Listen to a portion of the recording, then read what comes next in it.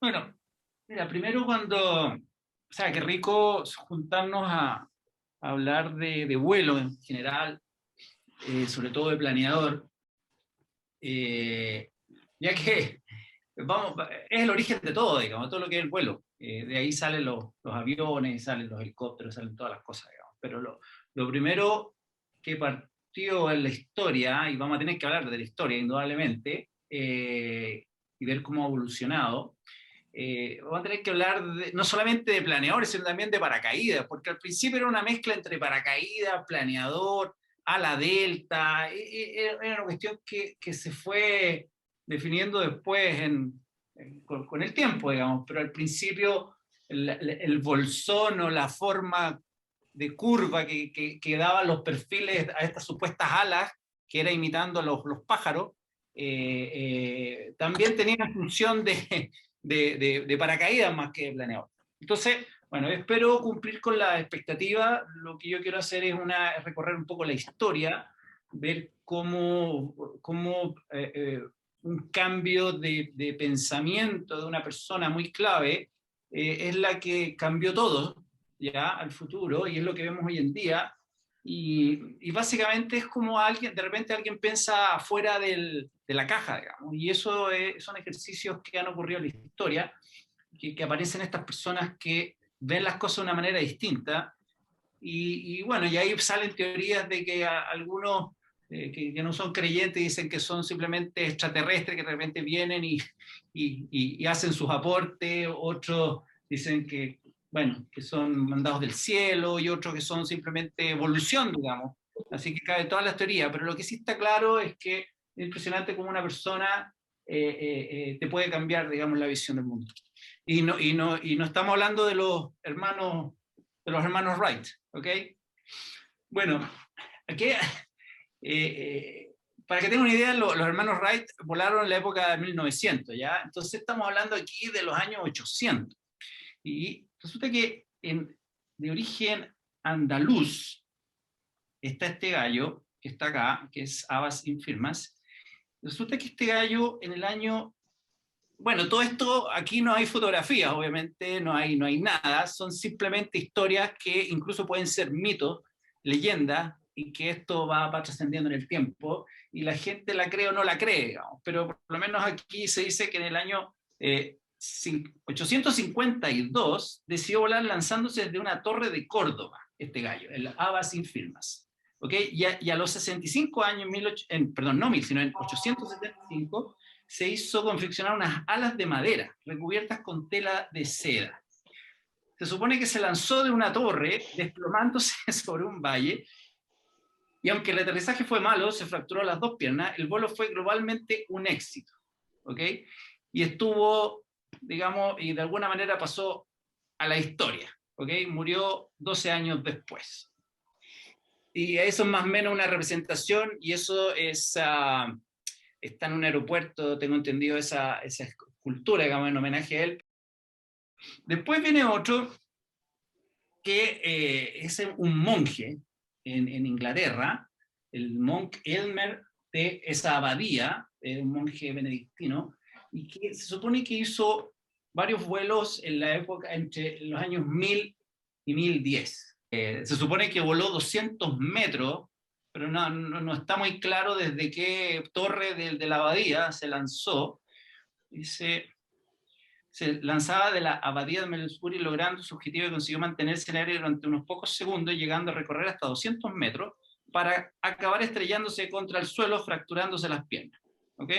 Después, después se dio cuenta, dice la historia, que podría haber tenido mejores aterrizajes si hubiera tenido cola como los pájaros. Entonces, de ahí ya se empezó a dar cuenta la gallada de que parece que hace falta una cola para poder tener estabilidad. Bueno, después tenemos el famoso Leonardo da Vinci, que es muy conocido por sus inventos, su ingenio, su pintura, digamos, la Mona Lisa, su escultura, pintura, etc. Y muchos diseños, pero son más que nada ideas, o sea, él no llegó a volar, ¿ok? Pero siempre, hasta esta época, todavía se pensaba en lo que se llaman los ornitópteros. y son básicamente unas máquinas que de alguna manera, no sé si lo logran ver ahí, como aquí donde estos como estribos, donde se supone que iría una persona, esto es como una especie de cinturón de seguridad, y aquí tiene unos dispositivos en las alas con los que puede aletear. O sea, hasta esta época todavía se seguía con la idea de que para poder volar, que estaba claro que estaba el concepto de sustentación, ¿verdad? Había que generar una fuerza para poder generar la sustentación, y esa fuerza venía dada por el aleteo de las alas, digamos. O sea, nuevamente seguimos con la visión de pájaro. Estamos hablando ya los años 1500, ¿ok? Después tenemos un húngaro, que ya es súper divertido, porque ya podría ser hasta un extraterrestre, porque este gallo, Sarfen, es un aviador otomano de Estambul, ¿verdad? Antigua Constantinopla. Y se supone que este gallo realizó un montón de vuelos. Nuevamente, en esta época no existían las aeronaves, sino que eran simplemente trajes que se confeccionaban porque el objetivo siempre fue imitar al pájaro. ¿Okay? Entonces, con los pájaros vuelan, entonces nosotros la única manera que podamos volar es que seamos pájaros y que podamos emular el vuelo de los pájaros. Y se supone que este gallo realizó una serie de vuelos importantes en Istambul, y incluso se dice, porque esto en el siglo XVII se escribieron toda esta escritura, se supone que él cruzó, digamos, el estrecho ahí en Istambul, que es el estrecho que separa, ¿cómo se llama?, Europa de Asia, ¿ok? Obviamente eso no lo cree nadie, pero se supone que hay un sultán que lo vio como hacía muchos de estos vuelos, y dijo: este gallo está loco, es muy peligroso, así que le pasó plata y lo mandó al exilio a Algeria, y en Algeria el gallo murió. ¿Okay? Estamos hablando de los años 1630, 1632, que este gallo hacía sus supuestos vuelos. Y este gallo, no sé si ustedes lo conocían, porque yo no lo conocía mucho, se llama George, no sé cómo se pronuncia el apellido, parece algo así como Cayley, algo así. Vivió cerca de 80 años, y este gallo es el que pensó por fuera de la caja y dijo algo distinto. ¿Saben qué? Hay que pensar en que el ala es fija. ¿Ok? Entonces, bajo ese concepto, y estamos hablando de 1799, dice, el ala tiene que ser fija, y él desarrolló los primeros conceptos de sustentación, arrastre y propulsión. Entonces, en 1799 él diseñó esto, que es una joya de la historia de la aviación, que se llamaba el disco o el plato volador. Y básicamente ahí se ve a mano izquierda que era como una especie de canoa, en lo cual ahí va una persona, ya por lo menos es lo que él tenía proyectado, tiene cola, ¿ok? Pensando ya como los pájaros en ese sentido se mantiene, y con un ala arriba. Y a mano derecha, él dibuja las fuerzas, que es la sustentación, el arrastre, y a mano derecha la propulsión. Entonces, bajo este concepto, este gallo dijo: dejen de aletear, o sea, ya paren la tontera de aleteos para los pájaros. Así que fijemos el ala y trabajemos con la fuerza. Entonces, este gallo, con ese concepto y independizando estos términos, el tema sustentación ya tenía muchas connotaciones. Para él la sustentación podía ser un globo, de hecho hizo diseños con globo. Para ellos podía ser una especie de helicóptero, es uno de los primeros que pensó en un helicóptero, o sea, una hélice que girara, que pudiera generar sustentación, porque ya él independizó los temas. Entonces, en 1804 hizo lo que es el primer planeador en el mundo, que es este, que es un planeador hecho de madera y que se tira con la mano, ¿ok? Es un modelo donde no sé muy bien en la foto, pero se supone que le hizo diedro y lo lanzaba y volaba. entonces se dio cuenta que tenía esas fuerzas, tenía, todavía esto era una, fíjense que el ala era plana, ¿ok? En ese momento hacía las alas planas y tenía un peso en la punta, el cual iba moviendo, entonces se dio cuenta que ahí había una estabilidad y había una relación entre el ala, la cola, el peso en la punta, etcétera, y logró muchísimos vuelos, digamos, muy exitosos, lanzados obviamente con la mano. Entonces, que es el mismo que está acá abajo, es el primer planeador, ¿ya? Y es el primer planeador exitoso, y estamos hablando de 1804. Después, él también se dio cuenta que si hacía una ala curva podía mejorar la superficie y la sustentación. Hizo unos primeros inventos en 1848 que se llamaba, uno es el monoplano y el otro es el triplano. Este que está viendo usted acá se llama triplano porque arriba son 3 alas y abajo está la canoa donde va la persona y tiene una rueda, ¿ok? Entonces, y aquí ya no se aletea nuevamente, porque aquí lo que existen son una especie de alitas menores que son para poder tratar de tener un poco de control. Pero básicamente es un volantín, o sea que se infla. A todo esto estamos hablando, siempre hasta ahora hemos estado hablando de materiales básicos de esa época, o sea que no había ninguna gran industria todavía. Entonces estamos hablando de puras maderas, puras telas, hilos, no era mucho más que eso. Bueno, dice la leyenda que en uno de estos inventos subió un niño de 10 años y que se supone que lo levantó, lo empujó por lo menos, y no sé si lo hizo volar, pero por lo menos, porque él ya tenía más de 75 años en esa época cuando diseñó esto y fabricó uno de estos planos.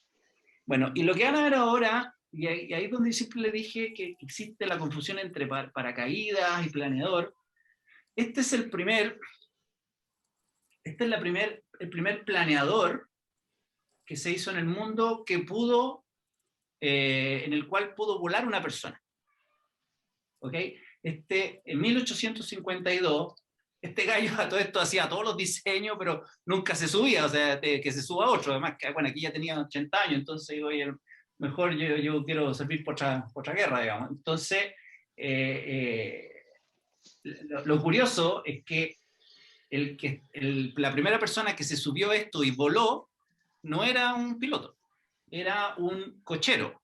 Este gallo contrató un cochero, él dijo, ya, mira, te voy a contratar de cochero y necesito que, te lleve a este coche. Así que lo subió al coche y puso un caballo con una cuerda, lo hizo correr e hizo que se levantara este paracaídas gobernable, y el gallo finalmente cuenta la historia y unos papeles bien entretenidos y dice, oiga, señor, como muy educado, dijo, ¿sabe qué? Bueno, le agradezco, pero le quiero recordar que yo fui contratado de cochero y no para estas tonteras, digamos. ¿Ah?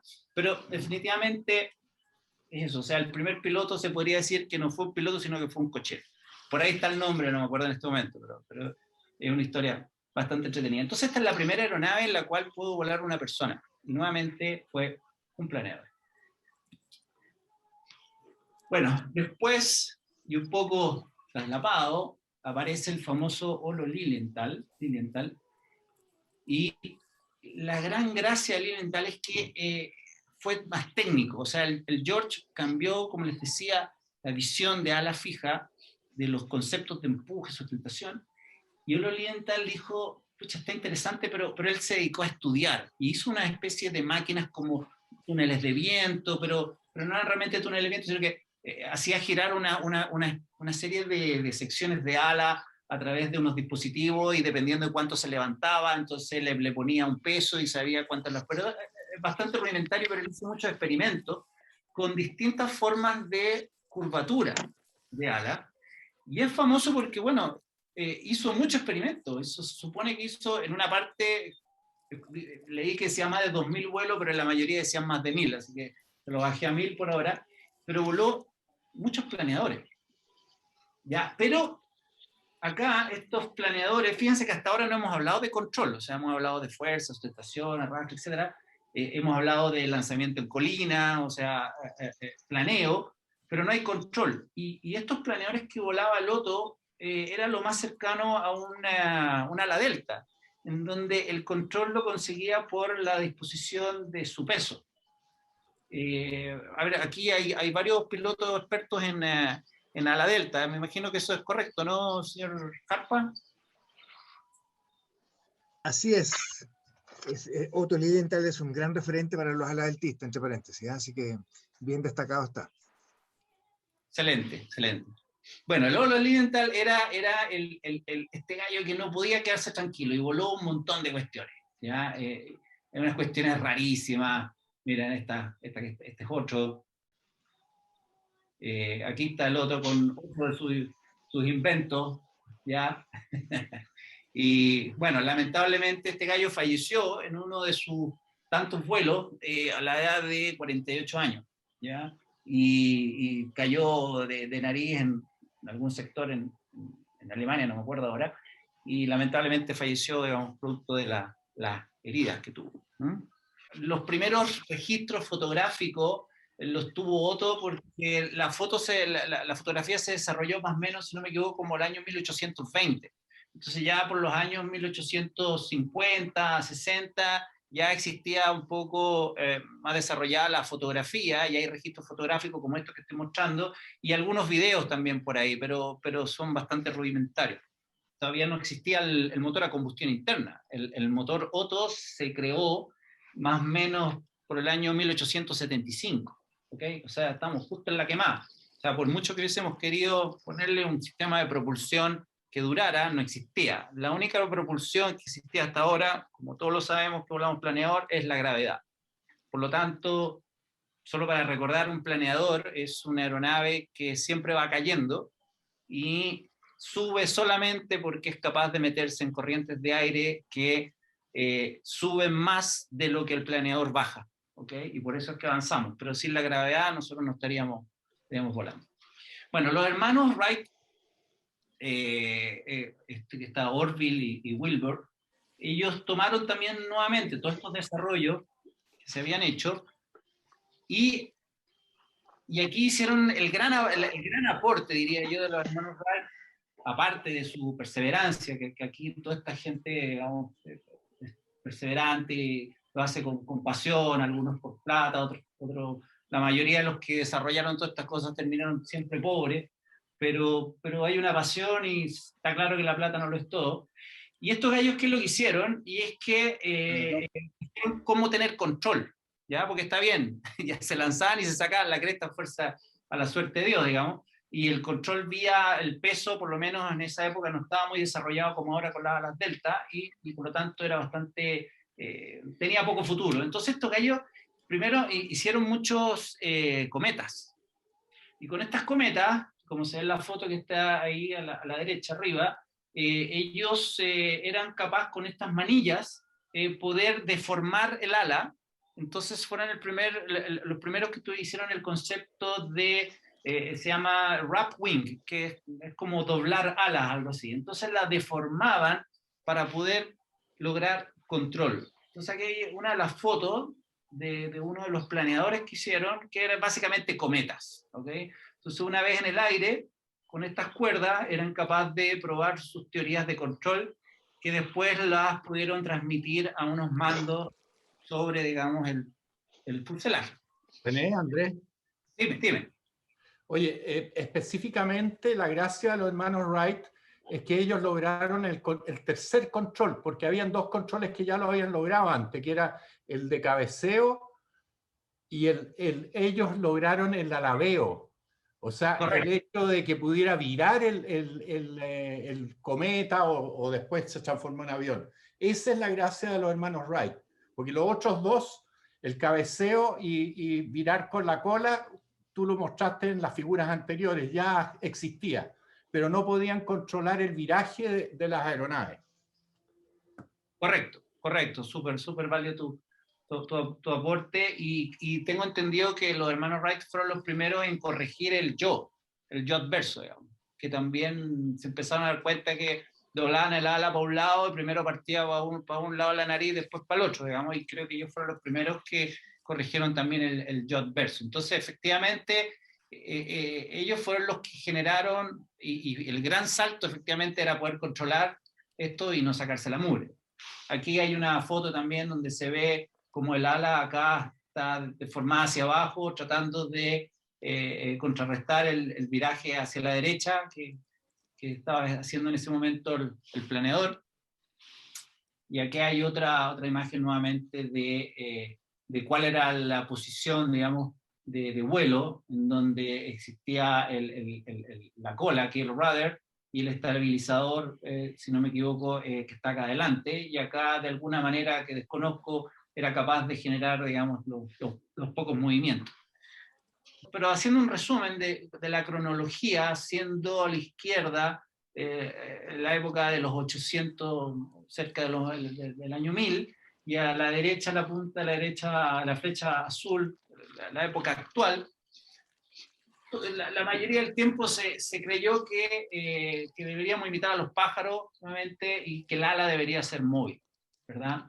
Entonces, solamente se manejaba el concepto de sustentación y tracción. O sea, había que sustentarse, pero había que traccionar, digamos, con el aleteo. Después, y eso era anclaje. Después se generaron máquinas, o se visualizó máquina, porque esto no se hicieron. En 1802 se hizo el primer planeador, el primer paracaídas gobernable, que metió el ala fija, digamos, y ya se hablaba de sustentación, tracción y resistencia, y como bien dijimos hace poco, los hermanos Wright generaron el gran aporte que es el control. Entonces, de aquí partió todo, digamos, ¿ya? De aquí partió todo. Siguiendo un poco con la historia, y aquí vamos a ver el tema de los materiales y qué es lo que volamos hoy en día y cómo se han ido desarrollando. Bueno, uno de los hitos, para seguir con la cronología, es que vino la Primera Guerra Mundial, ¿verdad? Y con el Tratado de Versalles, una de las implicancias, por lo menos para Alemania, fue que tenían prohibición de poder fabricar armamento, incluido lo que es la aviación. Por lo tanto, ellos se enfocaron en hacer planeadores.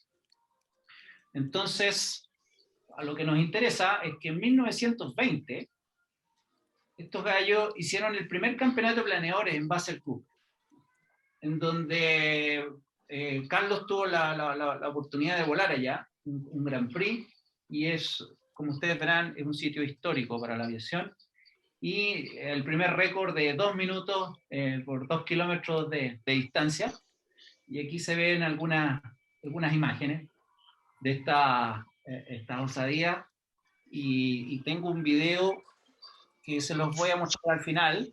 Es un video del campeonato justamente en Basel-Cooper, y se ve una cantidad de aeronaves, es muy, muy divertido, pero además es muy emocionante ver cómo la gente era capaz de hacer cosas por volar. O sea, unas cosas que tú dices, pero ¿cómo se le ocurre haber hecho esta tontera?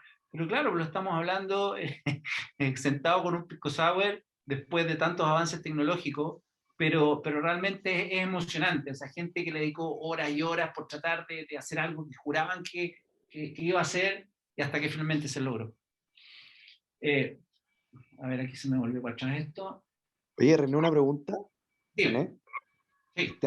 Oye, estoy tratando de entender por qué tanta gente hizo un ala móvil por tantos años, y por coincidencia el motor es del año 1800 también. Entonces, quizás lo que pensaba la gente antes, bueno, si es que no tengo cómo subir, ¿para qué carajo invento un planeador, no es cierto? O sea, si no me puedo mantener en el aire, no sirve para nada.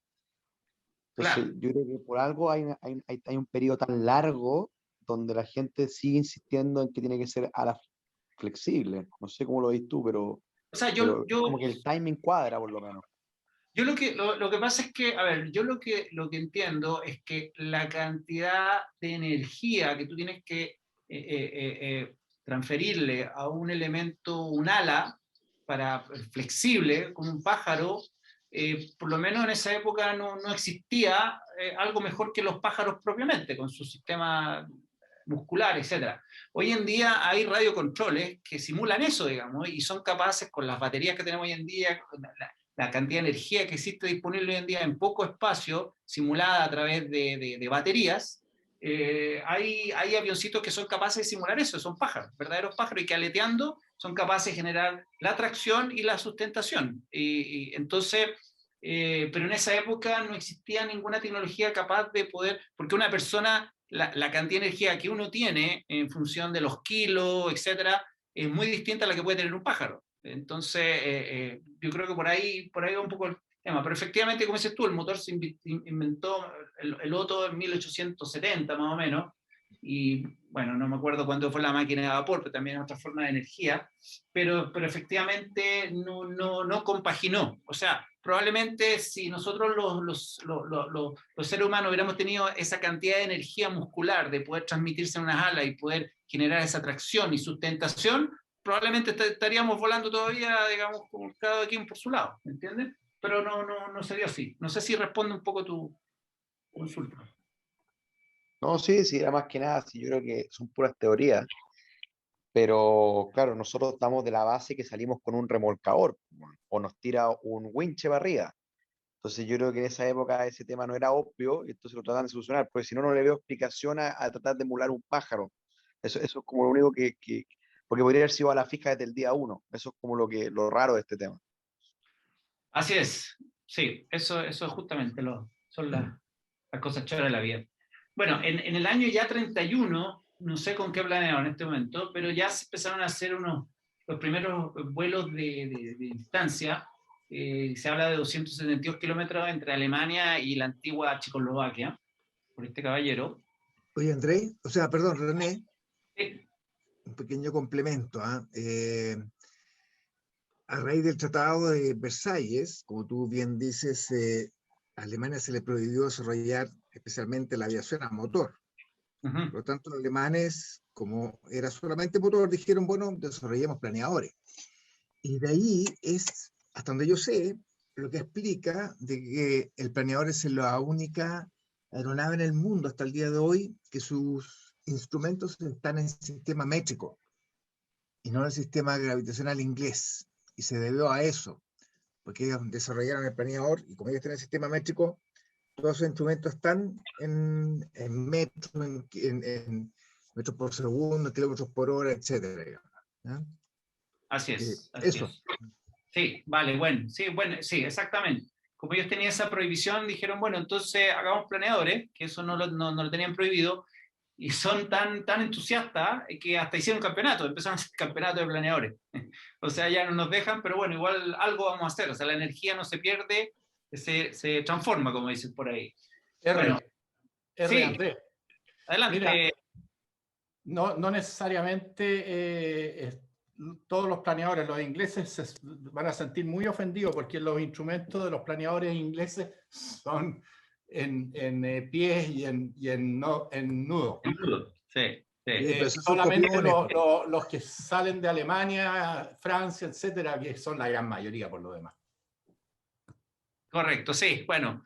Sí, es sensible, pero los que definitivamente desarrollaron el vuelo planeador fueron los alemanes, que después, o sea, por lo menos lo que es deportivo, que vamos a ver más adelante que finalmente el deporte es el que marca las tendencias tecnológicas y los desarrollos van gracias a la actividad deportiva, no gracias a la actividad solamente por placer. Para los Juegos Olímpicos del 40, que eran en Helsinki, que no se pudieron realizar por la Segunda Guerra, previo a eso, en el año 38, se diseñaron unos planos de un planeador que se llama la Olimpia, para que fuera fabricado en distintas partes del mundo, porque la idea era que el vuelo en planeador fuera un deporte olímpico, y por eso se llamaba Olimpia, ¿ok? Y ese planeador, que es este que está acá, tenía su primer vuelo finalmente lo hizo en el 47, porque como se suspendió por la guerra, obviamente todo esto se paralizó y después de la guerra vio sus primeros vuelos, y era un planeador de madera, nuevamente, estamos viendo la presencia de metal, digamos, en algunos componentes, pero tela y madera principalmente, ¿ok? Estamos hablando de una relación de planeo óptimo de 1 en 25.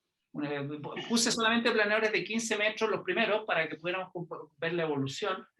Tenía ya 15 metros y tenía un peso, perdón, un peso máximo de 300 kilos, 304 kilos, y una carga LAR de 20 kilos por metro cuadrado. O sea, realmente ya es interesante tener 20 kilos por metro cuadrado de madera con tela, porque, o sea, cómo fue avanzando el desarrollo estructural, ¿verdad? De la construcción de del ala principalmente, que era lo que recibe todo el esfuerzo.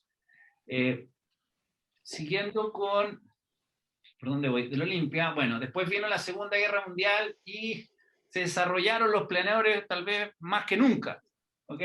Pero con otro fin, digamos, que era con fines de tropas militares. Este es el famoso Waco, que es uno de los planeadores más conocidos, que transportaba tropas, podía transportar vehículos, digamos, era un planeador que llevaba mucho peso, pero hay muchos otros. Me estuve, gracias a esta charla, también uno se pega a su estudiar. Habían planeadores hechos en Rusia, en India, en Turquía, hubo un montón de prototipos que nos hicieron, pero la cantidad, mira, si le digo que habían 100 tipos de planeadores militares, probablemente me quede corto. Este es un italiano, este creo que era, no me acuerdo si era turco o ruso. Aquí otro tipo de Waco, mira, aquí este otro que tenía unas patas de oruga tipo tanque. Yo creo que ese era un tanque que después lo rompían y le sacaban las alas y quedaba como tanque. Aquí tenemos otro más acá abajo. Era impresionante, pero son las cuestiones más locas que pueden haber. Bueno, eso se desarrollaron en la Segunda Guerra Mundial. Y bueno, el Waco es uno de los famosos cuando se hizo la invasión a Normandía y fue un planeador. Muchos de esos planeadores se destruyeron en el aterrizaje, muchos de los que iban ahí murieron, pero básicamente fue ¿cómo se llama? Una aeronave de asalto muy eficaz para poder transportar personas, digamos. Siguiendo acá, bueno, hasta ahora hemos hablado solamente de planeadores hablamos de pluma, de madera, de tela, estamos hablando ya de metal, de estructura metálica en la Segunda Guerra Mundial, y estamos hablando de que ya a partir de los 60 comienzan a aparecer los planeadores con fibra de vidrio y empiezan ya metálicos y planeadores metálicos como tal. Entre ellos, el famoso Pilatus V4 que tenemos, y fíjense la diferencia con el Olimpia, tenía 20 kilos por metro cuadrado, tiene 25. De 25, 1 en 25 pasamos a unos 35. Los mismos 15 metros.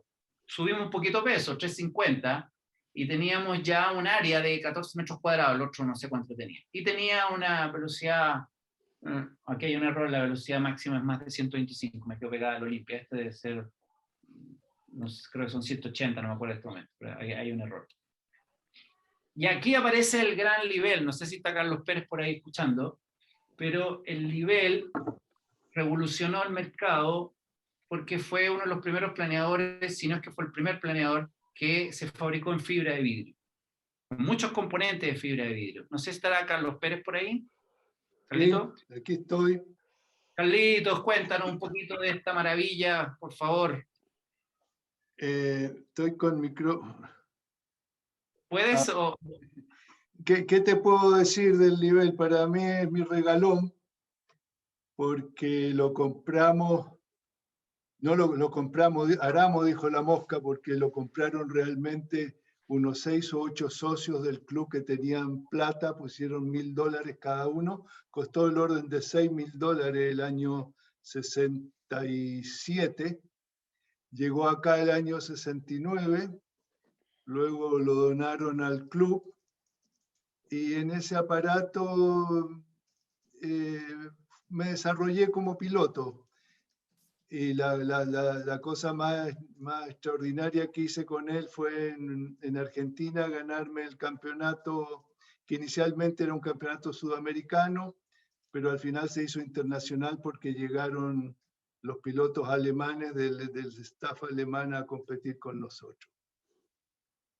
Buenísimo. Carlos, ¿y cuál era la visión en ese momento? O sea, ¿se volaban planeadores mucho más básico, con otros materiales. Cuando aparece esta fibra de vidrio, o sea, había primero un miedo a usar estos materiales nuevos porque no se sabía cuál era la vida que tenían a todo esto, no se sabía que realmente iban a funcionar o no. Había cierto temor, o simplemente cuando salió este planeador nadie dudó en llegar y subirse volando.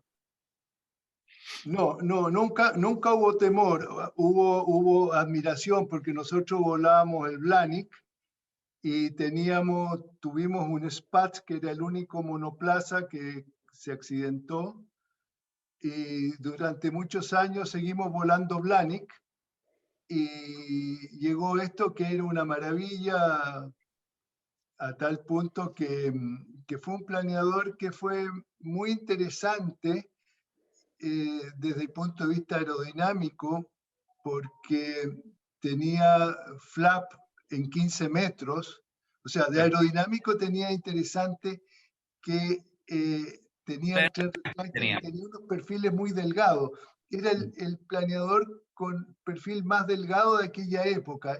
Esta era la época en que venían los Cirrus y los Phoebus, y el perfil de todos esos planeadores era mucho más grueso.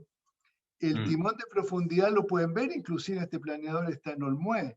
El timón de profundidad en la raíz no debe tener más de unos 3 centímetros de espesor. Era y en la punta tiene 1 centímetro de espesor.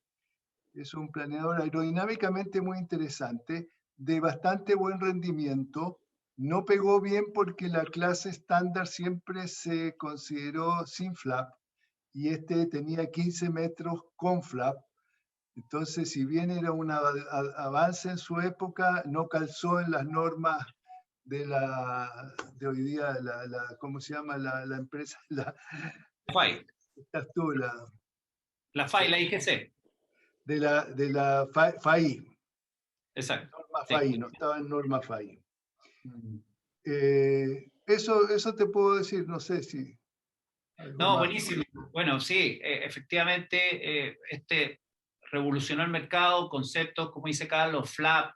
Estamos hablando de tenía una carlinga sumamente aerodinámica que tú podías ver para atrás, podías ver la cola, digamos, en ese planeador. Era maravilloso, tren retráctil, y fíjense ahí los números hablan por sí solos. Estamos hablando de una relación de planeo óptima de 1 en 39. Entonces realmente revolucionó el mercado. Paralelo siguieron los metálicos, pero lo que revolucionó nuevamente fueron los materiales. Como mezclé en una lámina que quería ir avanzando a medida que iba mostrando, era mostrar cómo los materiales fueron cambiando el vuelo en planeador. Ya que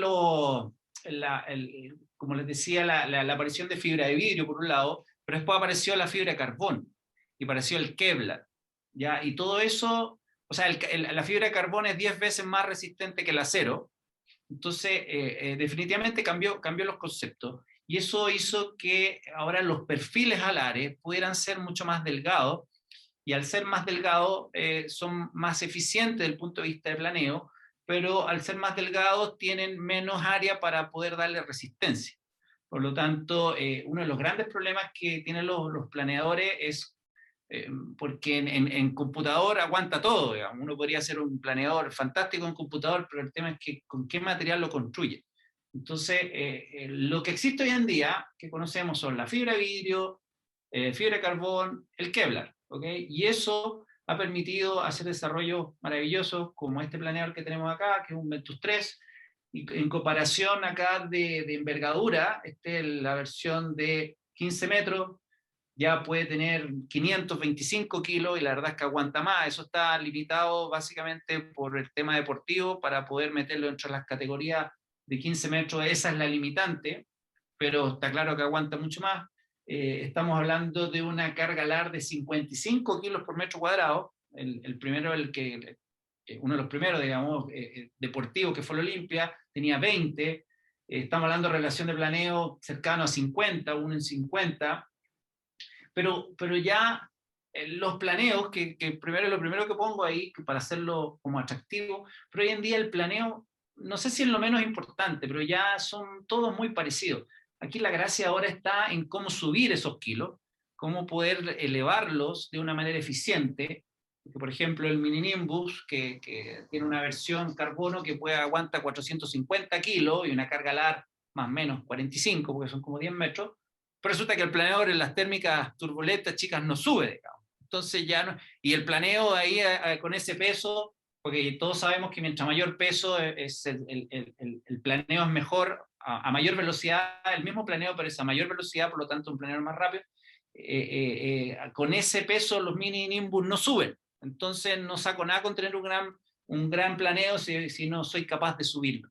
Entonces, básicamente los planeadores se están enfocando hoy en día a cómo subo ese peso, porque me interesa lo más pesado posible, porque es mejor, pero poder subirlo y al mismo tiempo hacerlo un planeador dócil. O sea, que pueda ser volado, ojalá, por la mayor cantidad de pilotos, porque si yo hago como este planeador, que fue muy revolucionario, que no lo puse aquí en la foto porque voy a poner otro, era el Diana. El Diana lo podían volar muy pocas personas, porque era un planeador muy crítico en su perfil, muy radical, y por lo tanto se podría decir que es peligroso para aquellos que no tenían mucha experiencia. Entonces, la gracia está en eso, que hay un tema de seguridad y un tema estructural. ¿Okay? Entonces el Ventus y otros planeadores, obviamente, actuales son los referentes. Aquí cambio de concepto, y es que esto, nuevamente, el ser humano es maravilloso, cómo trata de estirar el chicle lo más que pueda y hasta dónde puede llegar, y aquí ya no es una cuestión de plata, o sea, aquí estamos hablando de nuevamente gente que tiene pasión y que le dedica su vida a hacer algo, y probablemente cuando ya no está en esta tierra, si queda una plaquita con el nombre de uno ahí, significa que algo hizo y es importante dejar una huella en la humanidad. Bueno, aquí se desarrolló el ETA, que es un planeador de 30 metros de envergadura, 850 kilos, 45 kilos por metro cuadrado. Esta carga LAR no es muy alta, no la vamos a comparar con otros planeadores, con una relación de planeo 1 en 70 o incluso más. Pero el ETA no fue un planeador muy exitoso porque su relación de aspecto, que se llama, que es la envergadura en función de la cuerda del ala, es muy alta, generaba grandes problemas de torsión con las distintas fuerzas que existen a lo largo del ala, o sea, desde la raíz hasta la punta del ala, donde está el winglet. Las fuerzas van variando y esas fuerzas pueden generar distintas torsiones. Entonces, lo que ocurre, porque todavía el ETA está volando, ocurre que si uno hace un movimiento de alerón, un alabeo muy brusco, el ala se tuerce a tal punto que cambia los ángulos de incidencia con respecto al aire, y en vez de el ala subir, baja inicialmente y después sube. Habría que explicarlo, no por eso, como no estamos en persona, no puedo explicarlo, pero se genera un efecto de torsión muy importante, y el ETA es un planeador muy difícil de volar, y lo vuela muy poco, y uno de los que lo vuela mucho actualmente es Uli Schwenk, que es amigo de la casa, pero es maravilloso. O sea, hay una foto de un ETA y hay un 15 metros abajo de una de las alas, que no la encontré, pero bueno, es bien bonito. Otro desarrollo interesante, producto de las tecnologías que existen hoy en día, estamos hablando de no solamente los materiales, sino también los desarrollos computacionales. Hoy en día los planeadores se hacen 100% en un computador, todo, absolutamente todo. Se lleva a una matriz, a una máquina de esta fresa, ¿verdad? Estas de electroerosión, etcétera, para hacer los moldes. Y resulta que entre el diseño y la realidad es sobre el 95%. O sea, es realmente impresionante cómo los software que existen hoy en día para análisis de fluido, que se utilizan no solamente para planeadores, sino para los aviones, para turbinas, para todo lo que sea aerodinámica, e hidrodinámica también, con las bombas, los turbos, las turbinas, etc., es maravilloso. O sea, uno puede diseñar lo que uno quiere, y si es capaz de construirlo, vas a obtener ese resultado sobre un 95% probabilidad. Bueno, el Concordia es un planeador que lo hizo Monoplaza, que lo hizo un gringo, Dirk Butler, un gallo con mucha plata, es una envergadura de 28 metros, y aquí el gran avance es que él logró poder manejar la estructura y la construcción de tal manera que era capaz de soportar los 62 kilos por metro cuadrado. Dice LD es 1 en 70, pero se supone que es mucho más. Lo que sí está claro que a 210 kilómetros por hora da 1 en 50, o sea, para que tengamos más o menos una idea de lo que estamos hablando.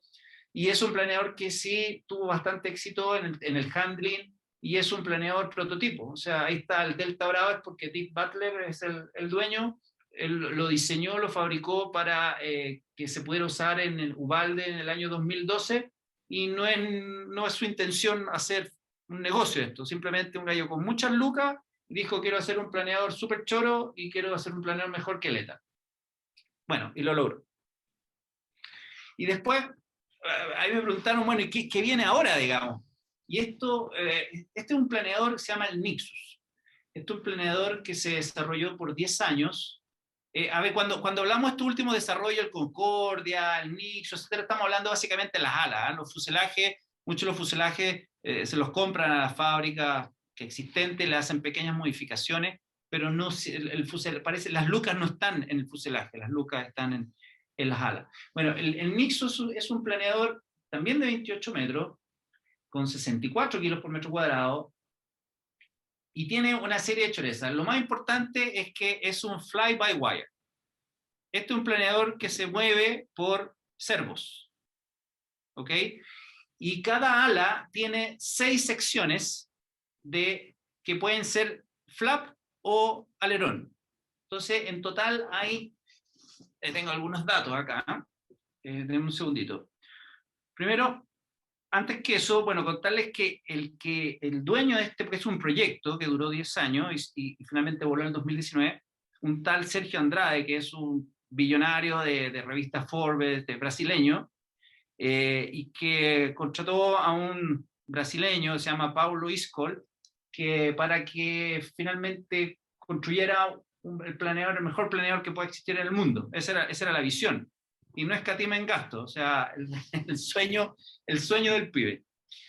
Bueno, este planeador tiene, como les decía, 6 flaps o alerones por lado, tiene 24 servos, todo es redundante, todos los movimientos son 2 servos por cada movimiento, tiene 2 baterías de 40 amperes hora, que le da una autonomía de 10 horas de vuelo, y tiene una pantalla que da absolutamente toda la información de cada uno de estos elementos de los servos, o sea, te da temperatura, torque, la posición exacta de cada uno de los servos, etc.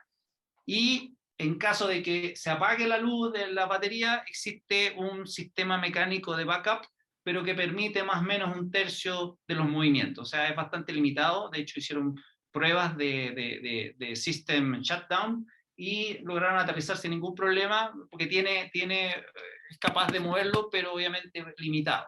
Entonces, ¿cuál es la gracia de este fly-by-wire? Y es que, primero, cuando en este momento las pruebas, el 2020 hizo un montón de vuelos en Estados Unidos, porque esto, si bien un brasileño se construyó en Estados Unidos, se ha volado en Estados Unidos, ya batió algunos récords, algunos campeonatos que lograron hacer en el 2020 con las limitaciones que hubo, y entonces en este momento simplemente lo que hacen los servos es que mueve y copia, emula lo que hace obviamente el piloto con el stick, ¿verdad? Con el bastón. Pero la gracia es que esto va a estar asistido por computadora. Entonces, cuando tú tienes 12 secciones independientes, tú vas a poder ajustar el perfil de ala. Cada sección del ala se va a poder ajustar a lo que está sintiendo en ese momento el flujo. Entonces, si hay una sección en la cual requiere que el flap esté en una posición negativa o positiva, lo va a hacer. Y lo va a hacer incluso de manera asistida, sin que lo sepa el piloto, ¿ya? Algunos pueden decir, oye, esto ya perdió la gracia y todo. Bueno, la gracia es que esto tú puedes, vía software, ya a través de los computadores que tiene el planeador, tú puedes emular perfiles aerodinámicos que sean fáciles de volar. O sea, para alguien que tenga poca experiencia, se puede poner en modo fácil, ¿verdad? Y por lo tanto te corrige si haces errores, y al mismo tiempo puedes obviamente sacarle todo el provecho cuando quieras, para alta velocidad, etc. De hecho, ahí cuando puse la velocidad máxima a 300 kilómetros plus, es porque todavía no han hecho pruebas de Flutter, pero se supone que los computadores que trae, creo que son 2 o 3, van a ser capaces de anticipar el Flutter y poder corregir cualquier vibración que pueda presentar por tema del Flutter. Además que la construcción también fue con unos materiales de última generación, etc. Entonces, no sé, esta cuestión costó millones de dólares, ya es una locura, porque de hecho una de las alas la tuvieron que hacer de nuevo porque hubo un error en el traspaso del CAD al CNC y tuvieron que hacer los moldes nuevos. Hicieron unas pruebas, creo que fue el 2018, quedó la embarrada y en menos de un año hicieron los nuevos moldes, hicieron las alas, las pruebas y funcionó. Entonces, quería comentar que, lo otro que también tiene un sistema de turbulación vía neumática para poder asegurarse de que exactamente el 92% de la superficie inferior del ala sea laminar y la parte superior sea 70%, por alguna razón. Y esa relación la mantienen porque han encontrado que da los mejores resultados para algún tipo de vuelo X. Entonces, esto es bien encachado, que existe, es el único planeador, tampoco está pensado para hacer producción, pero es notable como alguien es capaz de dedicarle tiempo, plata, a hacer algo por la aviación, digamos, porque esto definitivamente es súper interesante y puede revolucionar. Una vez en el futuro, los planeadores que se puedan comprar sean planeadores que tengan ajustable el tipo de modo de vuelo. Cuando quieras hacer instrucción, le pones modo de instrucción, y cuando quieras modo competencia, le pones modo sport.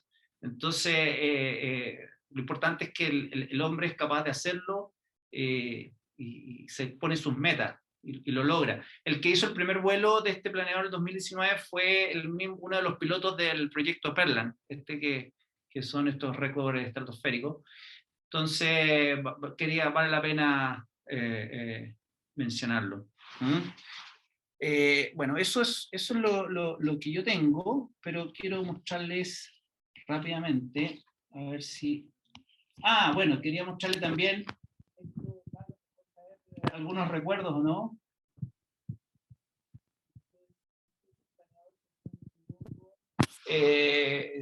Voló en Châteauroux, los cuales fue un invento en el cual el flap era extensible, digamos, mucho más allá que el Planic, pero era una deformación alar tal que generaba unas ventajas importantes, pero esto se dejó de construir, digamos. Además que los planeadores, como les decía, se construyen en base a lo que dictan las reglas deportivas, digamos. Y las reglas deportivas dice que el ala no puede variar su geometría, digamos, durante el vuelo. O sea, esta geometría variable no está aceptada por la FAI, y por lo tanto es una de las razones por las cuales ya no se hace, digamos, ¿ya?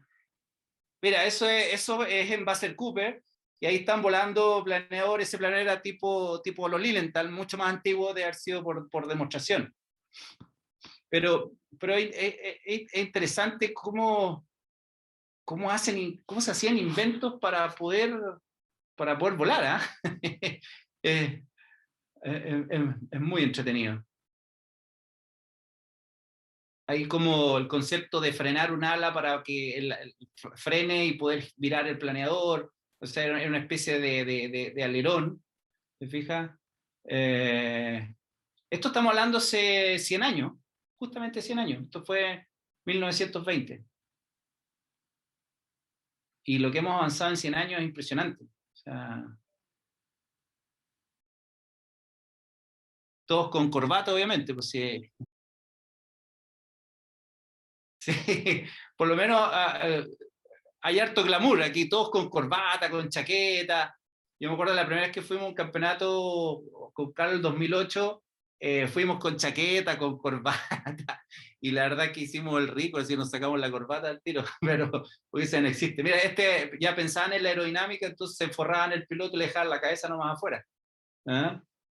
Así que, bueno, ese video yo les puedo dar el link. Bueno, está en YouTube. Dices, bueno, ahí está en el Le Mans, pero volar en base Coupe, si uno pone 120 años de base Coupe, aparece este video. Oye, mientras vemos estas imágenes, ¿alguien quiere comentar algo? ¿Faltó algo? René. Sí, Sí. oye, a mí me gustaría decir algo, René, que en el museo chileno, el Museo Aeronáutico que está en Cerrillos, hay uno de estos básicos que está en súper buen estado, o sea, la cuestión vuela incluso. El Minimoa. No el Minimoa, un básico de estos, de los que salió recién, en los cuales vais sentado en el palo nomás y amarrado al palo, ni siquiera como ese que estamos viendo en la imagen, sino que el primario. El primario, así. Y es súper interesante verlo, y lo tenemos en Chile y lo podemos ir a ver. Hay hartos planeadores en el museo chileno, en el Museo Aeronáutico chileno, así que aquellos que no lo conocen, y está abierto sábado y domingo, creo que el día lunes, el único día que está abierto. De hecho, los primeros, esos que habla Arturo, los primeros primarios, el club cuando partió con planeadores primarios que los fabricaban los propios socios con unos planos que traían de Alemania. Eran de madera y los fabricaban en Providencia, tenían un galpón y ahí fabricaban los primeros primarios. Eran verdaderos artesanos, De hecho, parte de la pega de los primeros socios cuando entraban al club era dedicarse a la carpintería y llevar a arreglar los planeadores primarios con que hacían los vuelos. ¿Tu papá estaba metido ahí o no? Cuando él entró, le tocó trabajar en carpintería ahí en Providencia. Pero eran efectivamente unos planeadores de planos traídos de Alemania y que los armaban ahí con tela, con palos, tenían un patín nomás que era el baby. Otra anécdota de ese tema. Y no solamente los primarios. Es de esos planeadores. Claro, buenísimo. Bueno, hay que ser bien valiente, para subirse a de esos planeadores, ¿ah? Increíble. Bueno, así lo echaron de la base aérea del Bosque. Porque volaban en los potreros de la antigua base aérea del Bosque en uno de los tiempos y con uno de estos planeadores primarios, con el patín en el pasto, se les prendió el pasto. Y lo echaron, obvio, sí.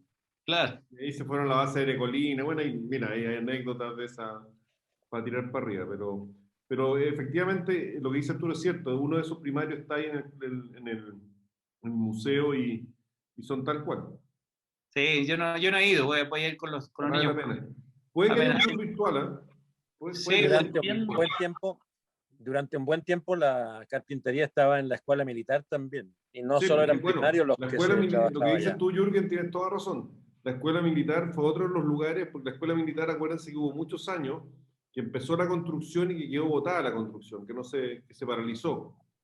Y en ese tiempo en que estuvo paralizada, también estuvieron trabajando ahí, volando, porque los primeros vuelos con estos primarios eran un vuelo de algunos metros, o sea, era levantarse derecho y aterrizar, o hacer un giro en 180 y aterrizar. O sea, no necesitaba ahí una pista muy grande. Los remolcábamos con el buque. Con la camioneta. Sí, que tenía por nombre el buque.